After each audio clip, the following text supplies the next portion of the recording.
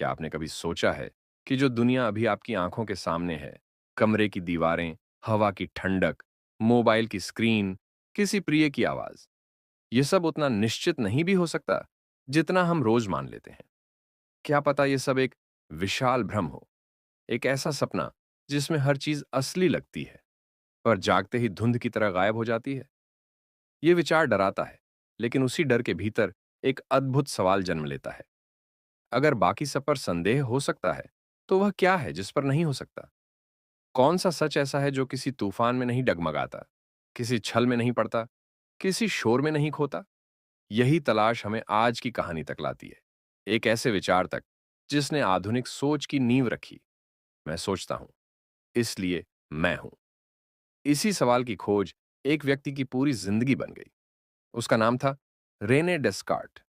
17वीं सदी का यूरोप पुरानी मान्यताओं और नई खोजों के बीच खींचा हुआ था।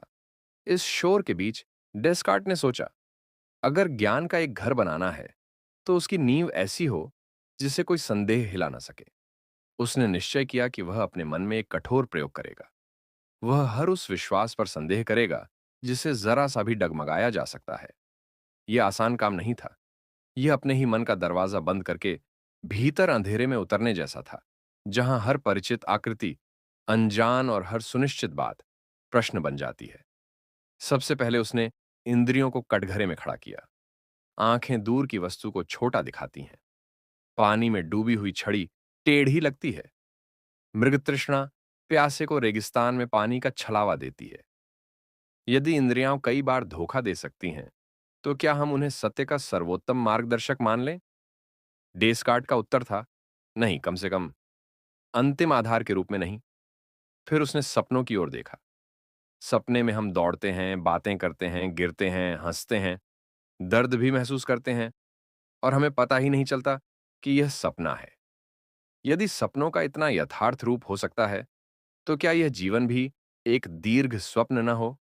यदि ऐसा है, तो इंद्रियों से मिली हर बात को एक बार फिर शंका की रोशनी में रखना होगा। पर वह यहीं नहीं रुका। उसने अपने संदेह को सबसे कठोर रूप दिया। एक दुष्ट राक्षस की कल्पना, इतनी शक्तिशाली सत्ता जो मेरी हर अनुभूति, हर गणना, हर स्मृति को व्यवस्थित रूप से बिगाड़ सकती है। वह मुझे 2 और 3 जोड़कर 4 दिखाए, 5 नहीं। वह मुझे शरीर का एहसास दिलाए जबकि संभव है कि कोई शरीर हो ही ना। वह मुझे शहर, लोग, मौसम सब दिखाए और फिर भी सब केवल परछाइयां हों। यदि ऐसा राक्षस है, तो मेरे कौन से विश्वास बचेंगे? यह कल्पना भले काल्पनिक लगे, पर यह मन को अंतिम कसौटी तक ले जाती है। और वहीं अंधेरे की सबसे घनी परत में एक रोशनी दिखी। डेस्कार्ट ने खुद से पूछा, यह संदेह कौन कर रहा है? ये डर, ये सवाल, ये तर्क किसकी गतिविधि है? वह चाहे जो भी हो, एक बात तय है, संदेह करने के लिए सोचने की जरूरत है और सोचने के लिए किसी विचारक का होना जरूरी है। इसीलिए चाहे बाकी सब धोखा हो, यह एक सत्य नहीं टूट सकता। अभी, इसी क्षण, एक मैं सोच रहा है। इसीलिए कॉगिटो एर्गो सम, मैं सोचता हूं, इसलिए मैं हूं। यह वाक्य किसी नारे की तरह नहीं, बल्कि एक अनुभूति की तरह आता है। जैसे तूफानी समुद्र में नाविक को चट्टान की ठोस पकड़ मिल जाए। बाहर कितनी भी लहरें उठें, भीतर एक कसाव कायम रहता है। डेस्कार्ट ने जाना कि संदेह जितना गहरा होता है, यह सत्य उतना ही चमकदार होकर उभरता है। अब यह मैं कौन है? क्या यह शरीर है, आंख, हाथ, दिल? डेस्कार्ट कहता है, जरूरी नहीं, क्योंकि शरीर की मौजूदगी पर भी संदेह किया जा सकता है। सपनों में हम अलग शरीर देखते हैं। भ्रम में हम स्थिर होकर भी अपने को चलते हुए महसूस करते हैं। पर जिस चीज को मैं अभी निस्संदेह जानता हूं, वह यह है कि मैं सोच रहा हूं, संदेह कर रहा हूं, पुष्टि कर रहा हूं, कल्पना कर रहा हूं, नकार रहा हूं। इसलिए मेरी सबसे पहली पहचान है, मैं एक सोचने वाला तत्व हूं। रेस कॉजिटेंस। यह पहचान नाम, पद, उम्र, शहर से पहले की है। यह भीतर का वह केंद्र है जो बाहर के शोर के बावजूद स्थिर रहता है। यही कारण है कि कॉगिटो केवल दर्शन नहीं, एक व्यक्तिगत सहारा भी है। जब जीवन बिखरता है, तब भी सोचने वाली चेतना का एहसास हमें एक छोटा किनारा दे देता है, जिससे पकड़कर हम दोबारा तैरना सीखते हैं। इस नीम को स्पष्ट करने के लिए डेस्कार्ट ने मोम का एक छोटा प्रयोग किया। मेज पर एक टुकड़ा मोम रखिए, ठोस, ठंडा, खास आकार, हल्की गंध। अब उसे लौ के पास ले जाइए। मोम पिघलने लगता है, आकार मिटता है, गंध बदलती है, तापमान बढ़ता है। इंद्रियों को मिले सारे गुण बदल गए। फिर भी हम कहते हैं, यह वही मोम है। क्यों? क्योंकि वस्तु की पहचान केवल इंद्रियों से नहीं, बल्कि बुद्धि से आती है, जो परिवर्तन की सतह के पार जाकर किसी स्थिरता को पहचानती है। यहां से डेस्कार्ट कहता है, ज्ञान का भरोसा उन विचारों पर टिकता है जो स्पष्ट और विशिष्ट हों। स्पष्ट यानी जिन्हें समझते ही मन में रोशनी फैल जाए। विशिष्ट यानी जिनकी सीमाएं साफ हों और जिनके साथ भ्रम की गुंजाइश कम हो। 2 और 3 5 होते हैं, ये उतना ही साफ है जितना मैं सोच रहा हूं। फिर भी वह सावधान रहता है, यदि वह दुष्ट राक्षस सच है, तो क्या वह गणना को भी बिगाड़ सकता है? यही सावधानी उसे एक और सवाल तक ले जाती है। मेरे भीतर अनंत और पूर्ण की धारणा कैसे आई? मैं सीमित हूं, त्रुटियों से भरा हूं। फिर पूर्णता का विचार मेरे अंदर कहां से आया? क्या यह ऐसा निशान है जो किसी अधिक पूर्ण सत्ता की ओर इशारा करता है? यह प्रश्न उसे ईश्वर की ओर खींचता है, ताकि स्पष्टता और सत्य के बीच सेतु बन सके। पर हमारे लिए इस समय सबसे जरूरी वह मानसिक यात्रा है, संदेह की रात से लेकर आत्म प्रत्यय की भोर तक। यह यात्रा किताब के भीतर ही नहीं, हमारी रोजमर्रा की जिंदगी में भी बार बार घटती है। एक वायरल खबर स्क्रीन पर चमकती है और हम तुरंत मान लेते हैं कि यह सच है। तब डेस्कार्ट फुसफुसाता है, रुको, इंद्रियां धोखा दे सकती हैं, पहले स्पष्ट सोचो। कोई ट्रेंडिंग राय हमें बहा ले जाती है। वह याद दिलाता है, जो विचार सबसे अधिक शोर करते हैं वे जरूरी नहीं कि सबसे अधिक सत्य हों।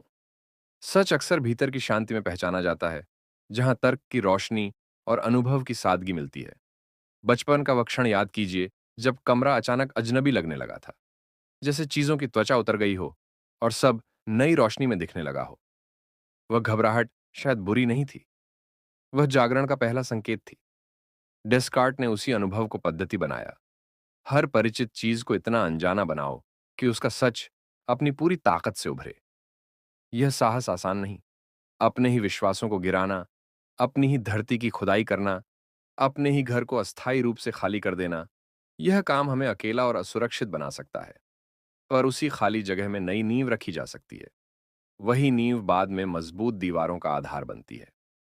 यह भी समझना जरूरी है कि डेस्कार्ट का मैं अहंकार की घोषणा नहीं है। यह ये नहीं कहता कि मैं सबसे बड़ा हूं। यह केवल यह कहता है, मैं अभी जागरूक हूं। यह पहचान तुलना नहीं देती, स्थिरता देती है। जब नौकरी छूटती है, जब रिश्ते टूटते हैं, जब शहर बदलता है, तब यह मैं आपको गिरने से बचाने वाला हैंडरेल बन सकता है। आप कह सकते हैं, परिस्थितियां जिस दिशा में जाए, मेरे पास सोचने की क्षमता है, इसलिए अर्थ गढ़ने की जिम्मेदारी भी मेरी है। सोच केवल सुविधा नहीं, कर्तव्य है। सही प्रश्न चुनने का, जल्दबाजी से बचने का और अपनी समझ को ईमानदार रखने का। फिर भी खतरा बना रहता है। यदि हम केवल सोच की दुनिया में ही बस जाए, तो हम जीवन से कट सकते हैं। केवल शंका, केवल विश्लेषण, केवल आत्मचिंतन। डेस्कार्ट भी यही नहीं चाहता। वह कहता है, स्पष्टता में जाओ ताकि धुंध हटे, फिर उसी स्पष्टता के साथ दुनिया में लौटो। गणित केवल कागज का खेल नहीं, पुलों और ग्रहों की भाषा भी है। तर्क, न्याय और चिकित्सा का औजार भी है। इसलिए उसकी मेज पर ध्यान की डायरी है और बगल में मोम का नमूना।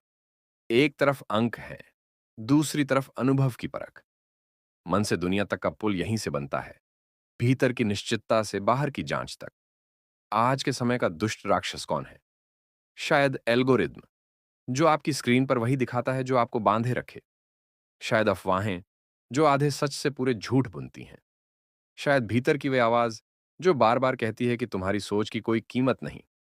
ऐसे में कॉगिटो एक छोटा मंत्र बन सकता है। रुको, सांस लो, देखो कि विचार कहां से आया, उसकी स्पष्टता जांचो, फिर मानो।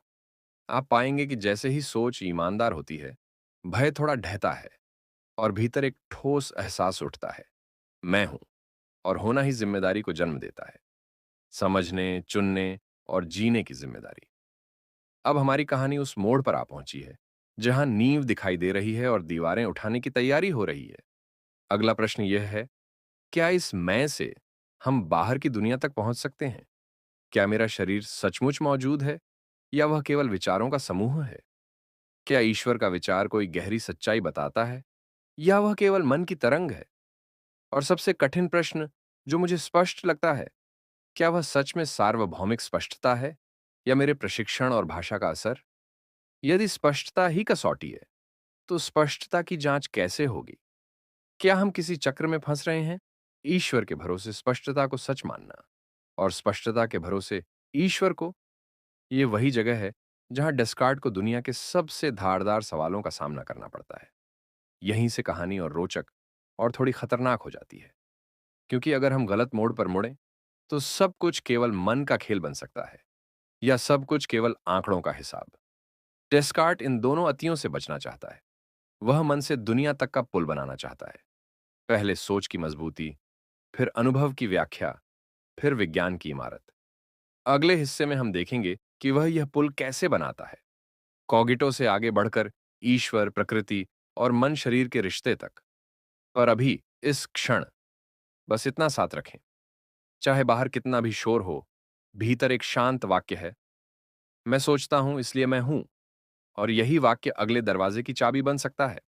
हमने पिछले हिस्से में देखा कि डेस्कार्ट ने संदेह की गहराइयों से एक ठोस सच खोज निकाला, मैं सोचता हूं इसलिए मैं हूं। ये नींव इतनी मजबूत थी कि कोई भी भ्रम, कोई भी शक इसे हिला नहीं सकता था। लेकिन अब सवाल यह था, इस नींव पर वह बाकी ज्ञान की इमारत कैसे खड़ी करेगा?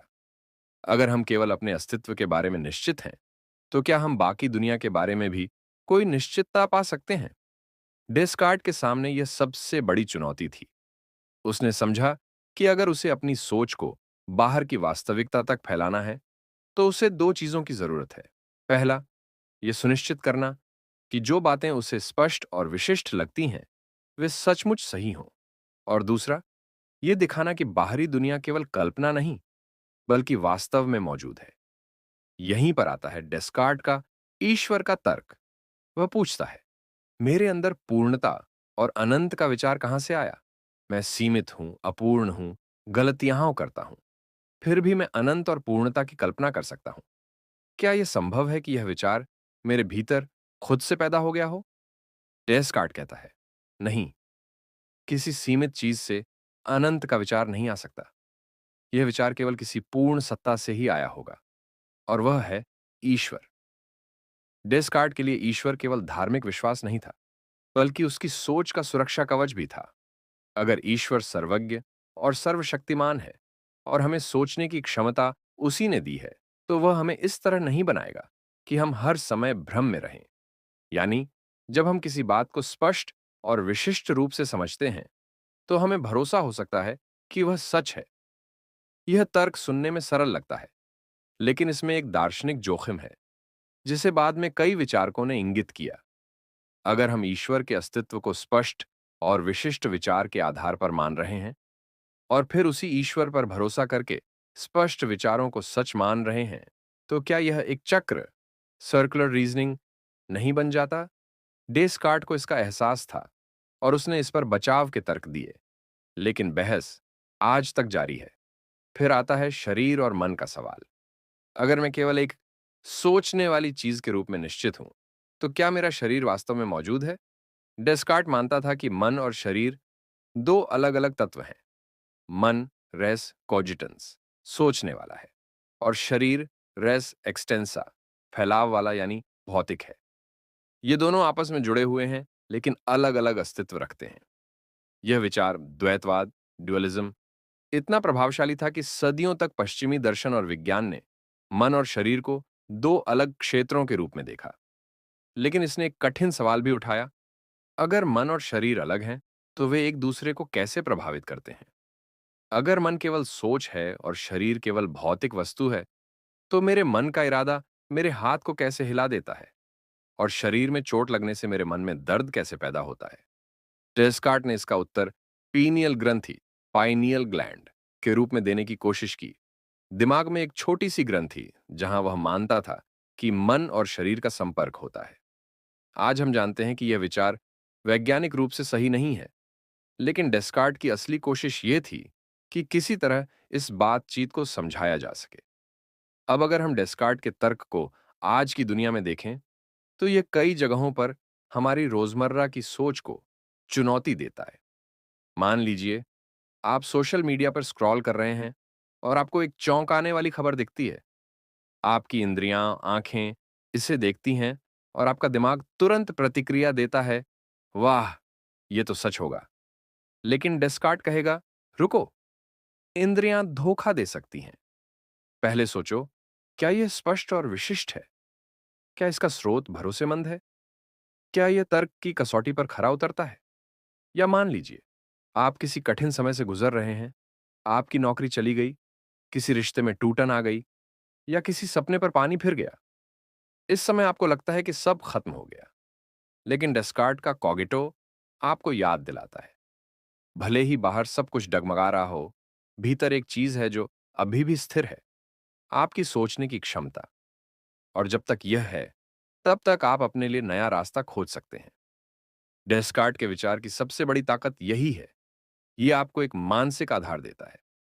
यह कहता है, भले ही आप बाकी सब चीजों पर शक करें, आप अपने अस्तित्व की सच्चाई से इनकार नहीं कर सकते।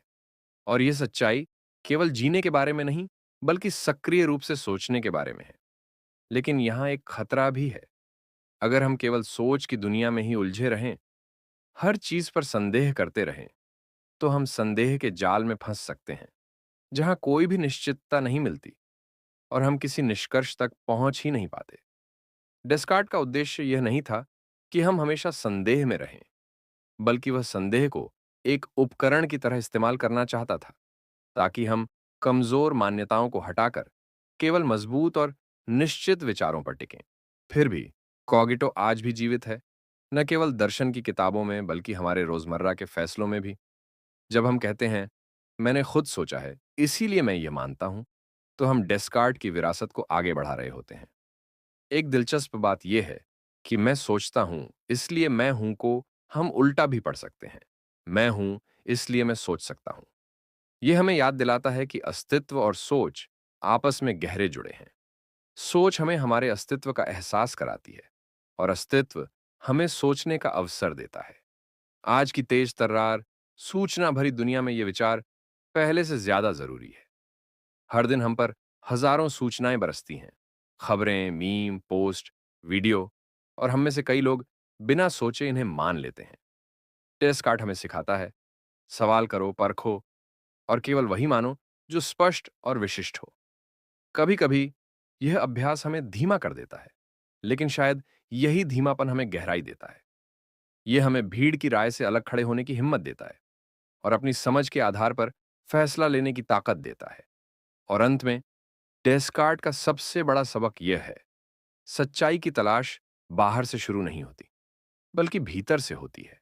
जब तक हम अपने ही मन में एक ठोस आधार नहीं पाते, तब तक हम बाहर की दुनिया को भी पूरी तरह नहीं समझ सकते। तो अगली बार जब आप किसी उलझन में हों, किसी अनिश्चितता में फंसे हों, तो यह वाक्य याद रखें, मैं सोचता हूं, इसलिए मैं हूं। यह केवल एक दार्शनिक कथन नहीं, बल्कि एक मानसिक सहारा है, एक याद दिलाने वाला कि चाहे बाहर कितनी भी आंधियां हों, भीतर एक जगह है जहां आप स्थिर रह सकते हैं और उसी स्थिरता से आप अपना अगला कदम उठा सकते हैं। सच की तलाश एक लंबी यात्रा है, कभी अकेली, कभी कठिन, कभी उलझी हुई। लेकिन डेस्कार्ट हमें दिखाता है कि यह यात्रा असंभव नहीं है। अगर हम संदेह को दुश्मन नहीं, बल्कि मार्गदर्शक बना लें, तो हम झूठी मान्यताओं की परतें हटाकर असली नींव तक पहुंच सकते हैं। और जब हम उस नींव पर खड़े होते हैं, तो हमारे फैसले, हमारे रिश्ते और हमारी जिंदगी सब अधिक स्पष्ट और सच्चे हो जाते हैं। तो सोचते रहिए, क्योंकि जब तक आप सोच रहे हैं, आप सचमुच जी रहे हैं।